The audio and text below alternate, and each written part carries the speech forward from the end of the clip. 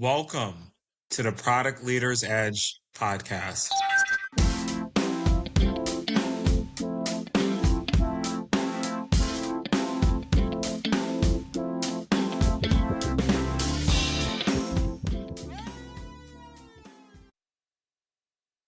Welcome back to the Product Leaders Edge podcast. I'm your host, KJ Green. I'm a product leader, entrepreneur, and a lover of all things technology. And welcome to episode 2. We made it to episode 2. We had a successful launch. Thank you all so much for your support. Thank you for listening. It meant the world to me. I really, really appreciate it. It meant the world to just be supported by you guys in this way. And honestly like just the outpouring of love, the outpouring of helpful feedback was so incredibly, yeah, I enjoyed it.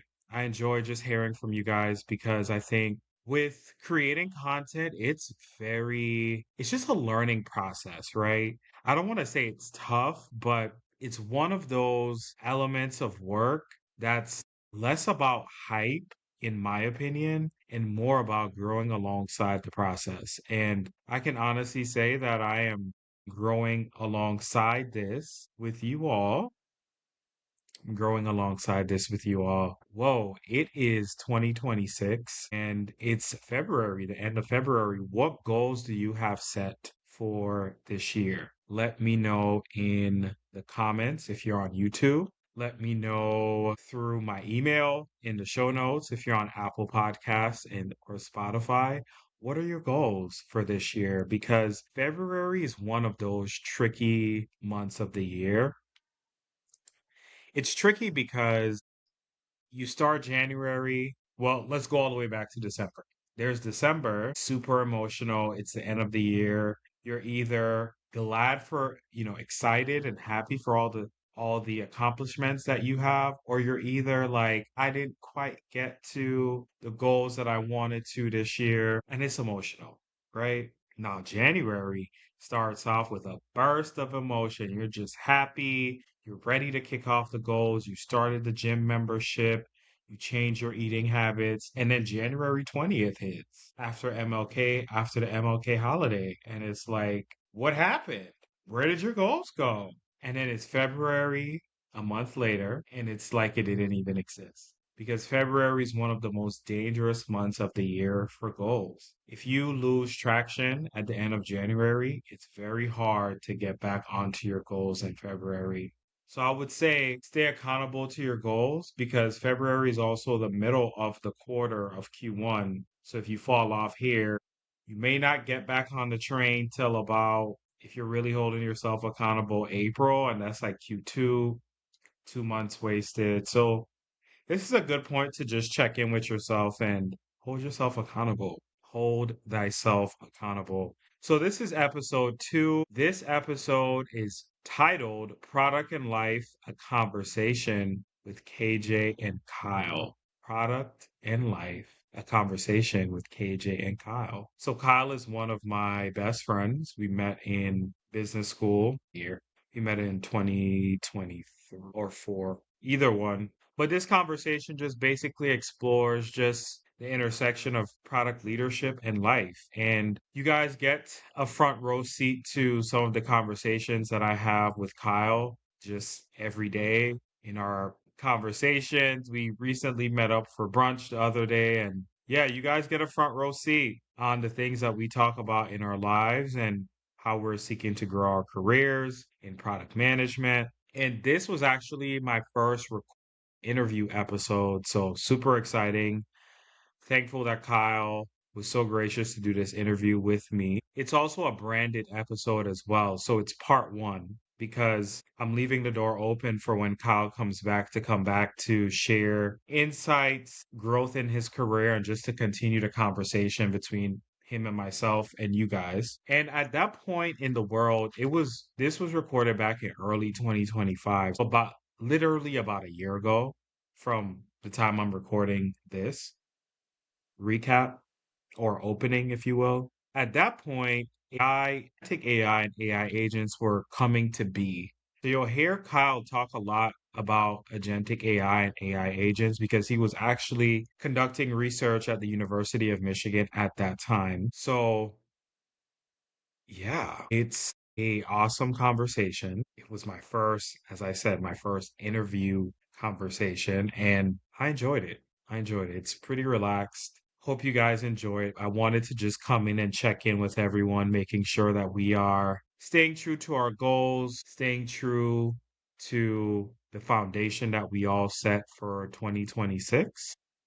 Yeah, enjoy this episode. Let me know your thoughts. Please comment, like, share, leave a review. And thank you all so much. And I will let you get to the episode. Welcome back to the Product Leaders Edge podcast, your blueprint for innovation and growth. I'm your host, KJ Green. As you know, I'm a product leader with experience in AI, cloud, and entrepreneurship.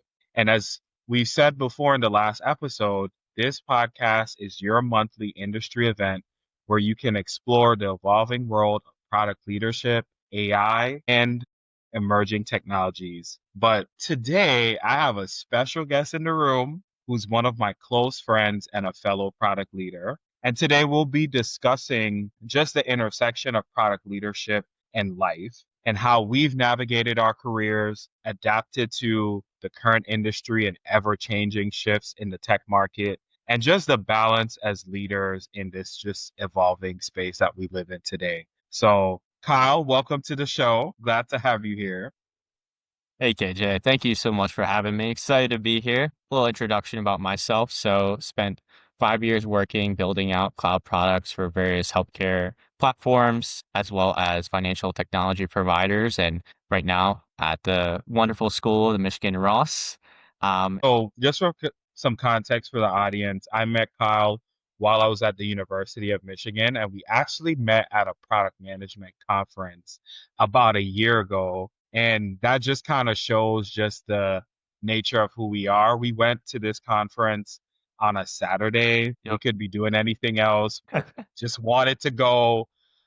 And we went and we met and we clicked and we've been friends ever since. And Kyle is one of my closest friends in the product space and so super excited to have him here today. So just a format for everyone so you know, we'll just be working through just a few questions just to really get a sense of how Kyle has grown in product management and also some current projects that he's working on that are super exciting. So let's dive in, Kyle. Awesome. I'm looking forward to it. Yeah. So you mentioned earlier that you have an MBA from University of Michigan, Go Blue. How did that degree shape your approach to product leadership and your career decisions? Yeah, so as you probably saw through the MBA, there's a lot of opportunities to just really dive deep on different Mhm. topics, whether product management, artificial intelligence, financial technology. And I think through all those paths, it's given me kind of like a sense of like what my interests are.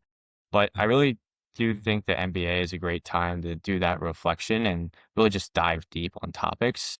Now, I would say like my approach to leadership wise, it's taught me a lot of valuable skills. So like I would say, I think before I really focused on more of like how things are going to work, more on the execution piece. But now I feel like my mindset has shifted more of like what impact is this going to deliver for the business, the organization. So that kind of mind shift change has now kind of shaped my way of the leadership is like if I'm going to introduce a new feature or maybe make a change to a product, my first thought is what impact are we going to deliver and what value are we going to bring to our customers versus how is this possible and how are we going to do this? And I would say the other thing is something I've been reflecting on a lot is thinking bigger picture on topics. So I think it's very easy to kind of get stuck on the nitty gritty of the day to day. But when you kind of take a step back and think about what is going on in the market from competitors, what are the different trends, you kind of see where your product decisions kind of fit within that whole model and just finding that niche. And then the other thing is something that kind of gets reflected, and I think you just kind of grow with it as you go in your career, but thinking more along the stakeholder lens. So, for instance, when you're giving a presentation to maybe the SVP of product, Mhm. they care about certain things. versus like if you're going to give it to maybe the marketing team or maybe the sales team. You're going to deliver it differently. So just understanding what constraints and what do these other stakeholders care about. So I would say like those are kind of like some of the key takeaways from a product leader perspective that I've gotten out of the MBA. I think it's just like a mind shift change to really just experiment with those different areas. I love that. I love that perspective because you talked about customers, holders, and mindset shifts, which I think Mhm. a lot of people often make the argument of why one should pursue an MBA and if an MBA is even needed for product management. But to your point, it really helps you to think at a strategic level and explore a lot of different areas. I mean, we're obviously paying for it, right? We know we're paying for this experience. We're paying for it, right? It's fine. We're paying Yeah. for it. But at the same time, though, that's investment of self, right? And oftentimes, if we don't invest in ourselves, like who will?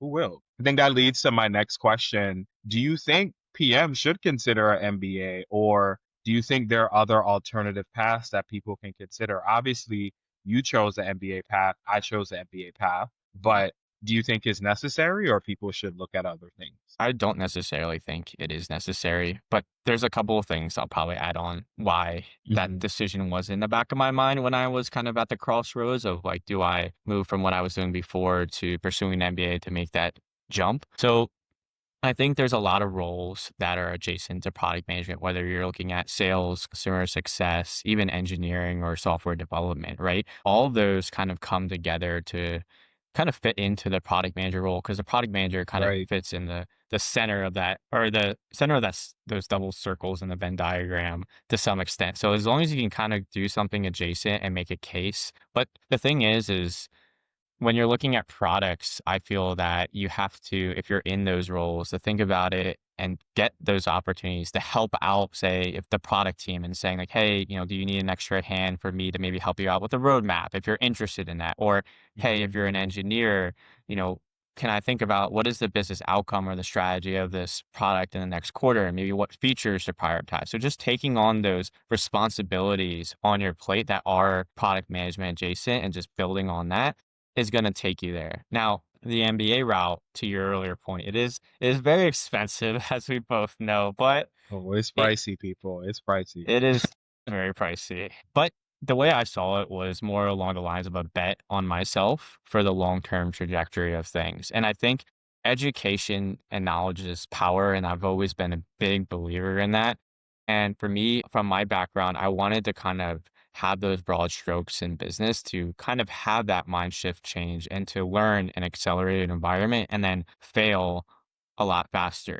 And I was talking this with my classmates about a week ago, and we were kind of discussing how much we've grown since starting the MBA. And if I were to That's look good. back in time of like every year of growing in my career, Yep. I would say the MBA I've grown the most. And that's something that's kind of hard to really get sometimes in the day to day or work environment. I agree because it's an intentional 2 years that you take away from the workforce to recalibrate, reset your life that will set a greater trajectory in the long term. Again, we're not telling people to do MBAs.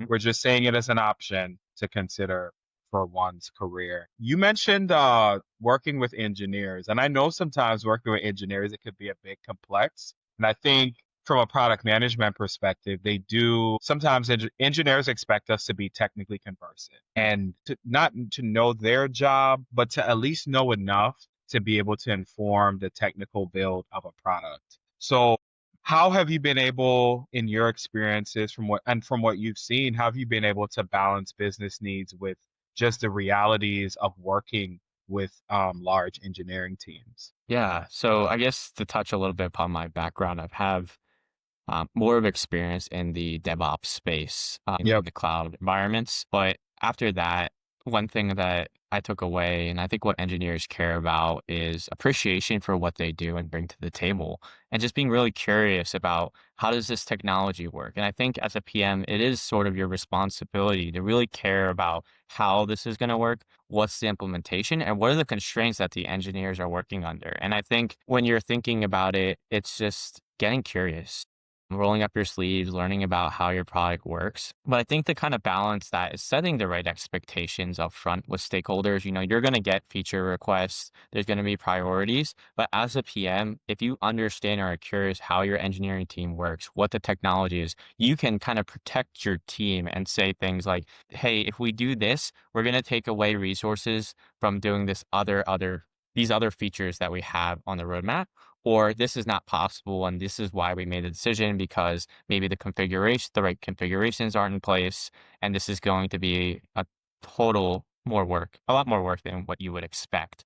So it's sort of just being able to balance those expectations and be that bridge between maybe executive leadership or sales and marketing teams and your engineering team. But it really just comes to having that empathy for what the engineers are working on and what they're doing. Nice. That was a great way to sum it up. And I totally agree. I think it's just being able to prioritize. A lot of this job is prioritization at the highest, like ruthlessly prioritizing at the highest degree, because we get so many requests. Someone in marketing, someone in sales, even someone on our teams wants to build this next thing that may be AI driven, AI powered, cloud powered, edge AI, just something that's the next best technology. But it's like, what will drive user growth? What will drive monetization rather than chasing after that shiny thing that may not be the best use of our engineers' time?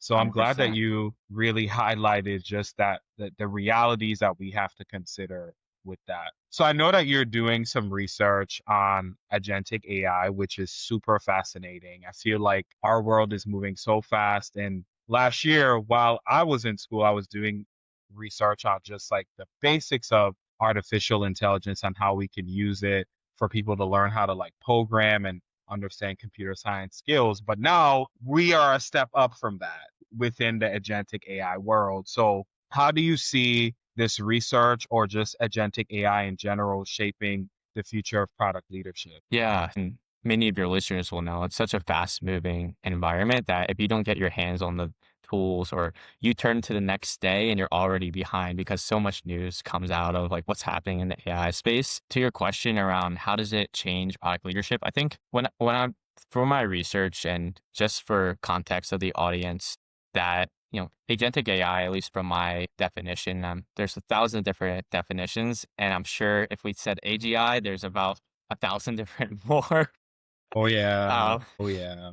but for me, it's essentially AI that has a goal-seeking initiative in mind that could autonomously kind of accomplish tasks on its own or with limited supervision, and can also adapt and learn from its environment. And that's kind of the way I see it. Obviously, a lot of nuances there, but to the point of how AI is going to shape us as product leaders, I think the first thing is judgment. And let me talk a little bit more about this. So, Hmm. with AI, people sometimes take it for face value, but sometimes the AI is not plugged into those right data sources or to that right type of information, or Right. doesn't have the context to know, hey, maybe, with the data, sure, that makes sense, but they're not considering this, this, and this, and this. And when we think about data, a lot of data is also maybe not in a database. It's maybe through spoken word or maybe conversations that you've had at passing.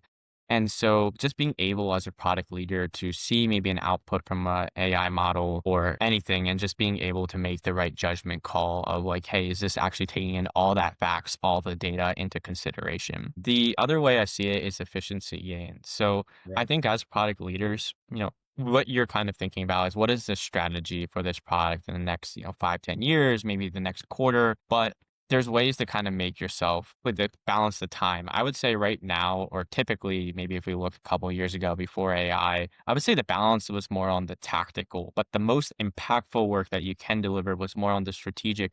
Where are you going? Why are you doing what you're doing? And that was Right. mainly from a day to day. That was like maybe like the 10, 20%. But now with AI, you can kind of shift the script a little bit and kind of use AI to help build roadmaps, summarize emails, take meeting notes. And Wow. now that changes. I also like to say it's a buddy. And what do I mean by this? Essentially, like it's a way to challenge your line of thought. So I've used AI before. Here's my argument, goals. And then now you can take that type of argument to maybe an SVP of product or maybe your team, and you have the answers to maybe what AI already pointed out. So I would say it's really kind of those three ways of shaping that product leadership is just using it as another tool and resource to really just get better at the job and focus more on the strategic elements. I love that. I love that. And I think, I mean, we've all kind of used AI, Chat GPT and Copilot and all these other platforms in that regard, even before it was kind of given this light that it is today. But I think a lot of the listeners and just everyone in general, we value these benefits, right? And what you explained and what you described was so real and just so beneficial to our productivity and our day-to-day work. But Mhm. the real question is like, do you think that this will disrupt traditional PM roles or will it create other new and exciting opportunities? Like, what do you think will happen in the market as a result of this new technology? Yeah, no, that's a great question. Something I've been kind of pondering or thinking about over the past couple weeks, especially starting the research. So I don't know if it will totally take over PM roles, but what I would say it would do is shift maybe what is expected of PMs and what can be accomplished with PMs. So I could kind of Right. see AI performing like if you look at products like Bowl or Lovable or others that can kind of take design and coding and rapid prototyping into nature. I think it's going to be where you have smaller teams that can accomplish a lot more with less people, but more advanced or more upscale technologies. And I agree too. Another Industrial Revolution 2.0, where Yeah. it's this shift of the market, where you introduce a new technology, it does take away things, including jobs, but it also adds new opportunities as well. And we've seen this many times over from the Industrial Revolution itself, the dot-com boom with the internet, the streaming boom in the early 2000s, and now we're just like living what this will be in real time. So good points there. I think a little bit more deeper on just the evolution of product management. I'd just like to hear your perspective on, do you think with all of this change going on and just in general, from a general sense, do you think PMs will shift more to being more business ownership PMs or still needing to maintain some deeper level technical expertise? So I would say mainly more business. So not one size fits all, but I think it's Yeah. going to be an importance for business ownership more than ever and those soft skills. And there's a couple of reasons I say this. So with artificial intelligence to make changes to your product or design a better interface, there's really no excuse now for you not to have a great customer experience or journey. And I think those soft skills of having a great product sense or taste for products with I can imagine there's gonna be a lot more products now than ever Right. before. Now it's a lot easier. So I think customers just aren't going to put up with a bad interface or intuitive design. I think to your point around business leadership side, I think all the more important now than ever to be more of a business leader to understand, is this solving the right problem? Are we seeing this like how does this compare to competitors?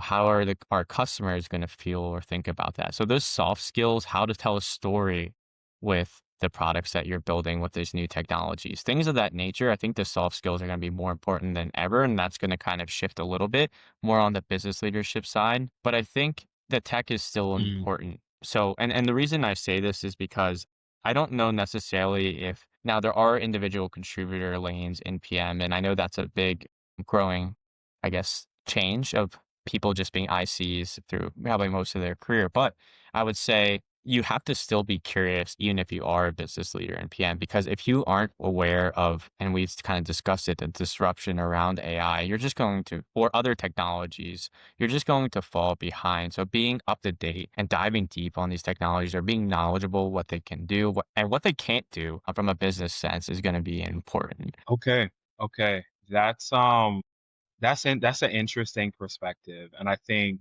it's a balance of both.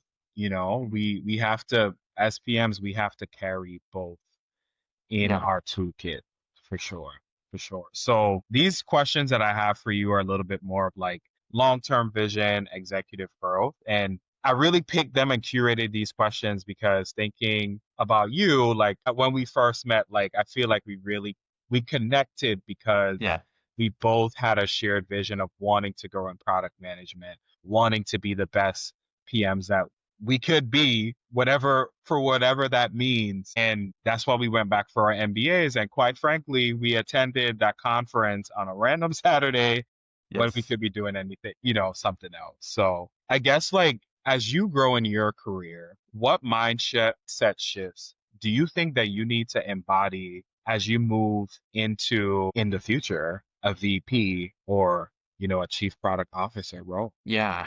Kind of kind of getting a crystal ball and thinking into the future. I would say kind of to the earlier point around the MBA, I would still kind of hold true of being more comfortable of understanding that even though I might feel this ownership towards this product or this idea or this feature, that thinking from a broader outcome of the entire business. Because when you grow as a leader in the product space and you're starting to get to the levels of you're having these really senior counterparts in like CMOs or CFOs or chief strategy officers or you name it, the point is like now you can't be thinking about it from just a product lens. You have to be thinking about like why is, what's the big picture here in terms of what do these other stakeholders really care about and how does this holistically fit into the puzzle that is like the company, right? And more on business objectives and outcomes than say maybe product metrics or objectives. Obviously, those will kind of cascade through, but you have to kind of start thinking from that lens. I think the other kind of mind shift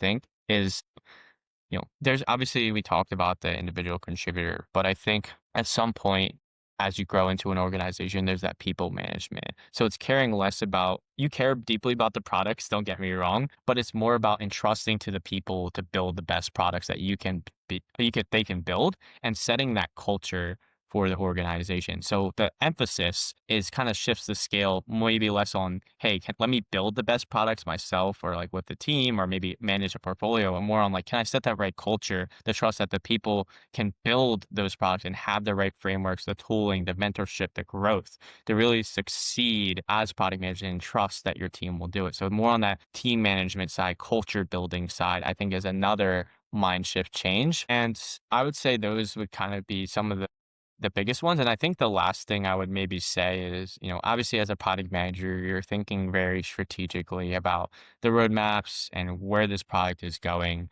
But I think as you move up the ladder as senior product manager and above and director of project and so forth, you have to start thinking about what is the overall organization's mission and vision and like what is the mission and vision for your products and portfolio and do these products make sense working together and am I actually putting a cohesive portfolio of products or does this seem like it's all over the place? So it's more of like being able to manage a portfolio and not really just being deep on one particular product or product line.